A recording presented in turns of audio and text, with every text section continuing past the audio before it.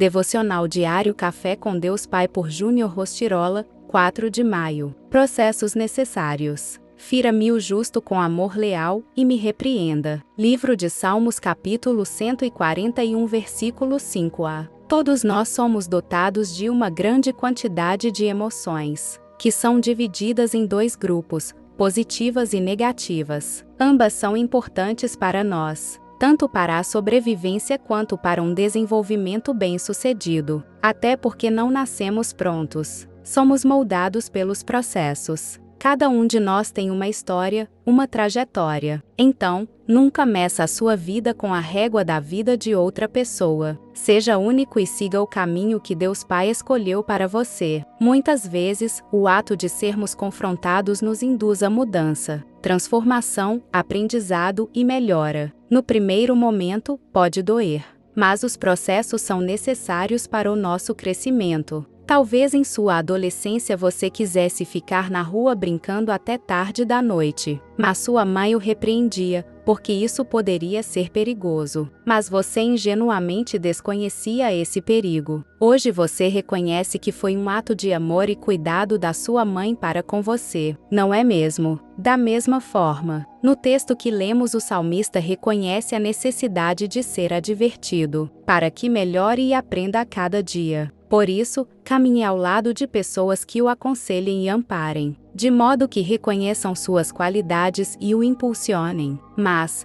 quando for necessário, também confronte você, sempre visando seu crescimento e amadurecimento. Com que você tem caminhado? Saiba que, à medida que somos ensinados, amadurecemos e nos tornamos aptos a ir além e viver os grandes propósitos que o Pai tem para cada um de nós. Ao receber um apontamento, não escolha o ressentimento, e sim o crescimento. Frase do dia: quando Deus o confronta, é apenas para o direcionar ao propósito. Leitura bíblica, livro de João capítulo 4, palavra-chave: maturidade. João capítulo 4, a mulher de Samaria. E, quando o Senhor veio a saber que os fariseus tinham ouvido que Jesus fazia, e batizava mais discípulos do que João, ainda que Jesus mesmo não batizava, mas os seus discípulos, deixou a Judeia e foi outra vez para a Galileia. E era-lhe necessário passar por Samaria. Foi, pois, a uma cidade de Samaria, chamada Sicar, junto da herdade que Jacó tinha dado a seu filho José, e estava ali a fonte de Jacó. Jesus, pois, cansado do caminho, assentou-se assim junto da fonte. Era isso quase a hora sexta. Veio uma mulher de Samaria tirar água. Disse-lhe Jesus: dá-me de beber.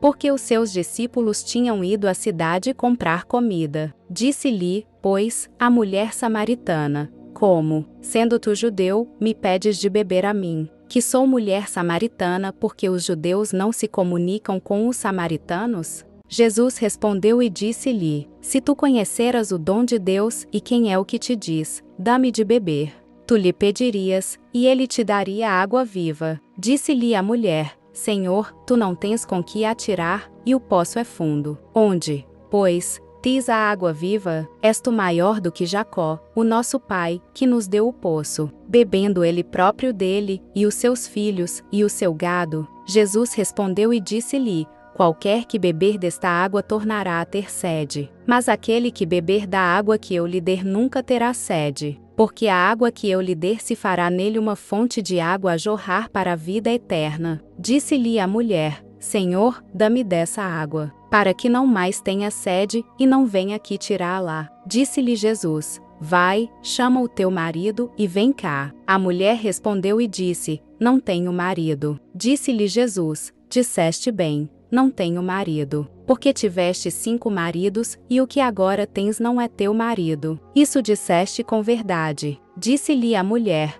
Senhor, vejo que és profeta. Nossos pais adoraram neste monte, e vós dizeis que é em Jerusalém o lugar onde se deve adorar. Disse-lhe Jesus: mulher, crê-me que a hora vem em que nem neste monte, nem em Jerusalém adorareis o Pai. Vós adorais o que não sabeis. Nós adoramos o que sabemos, porque a salvação vem dos judeus. Mas a hora vem, e agora é, em que os verdadeiros adoradores adorarão o Pai em espírito e em verdade, porque o Pai procura a tais que assim o adorem. Deus é espírito, e importa que os que o adorem em espírito e em verdade. A mulher disse-lhe: Eu sei que o Messias, que se chama o Cristo, vem. Quando ele vier, nos anunciará tudo. Jesus disse-lhe: Eu o sou, eu que falo contigo. E nisso vieram os seus discípulos, e maravilharam-se de que estivesse falando com uma mulher. Todavia, nenhum lhe disse: Que perguntas? Ou, por que falas com ela? Deixou, pois, a mulher o seu cântaro, e foi à cidade. E disse àqueles homens: Vinde e vede um homem que me disse tudo quanto tenho feito. Porventura, não é este o Cristo? Saíram, pois, da cidade e foram ter com ele a ceifa e os ceifeiros. E, entretanto, os seus discípulos lhe rogaram, dizendo: Rabi, come. Porém ele lhes disse: Uma comida tenho para comer, que vós não conheceis. Então, os discípulos diziam uns aos outros: Trouxe-lhe, porventura, alguém de comer?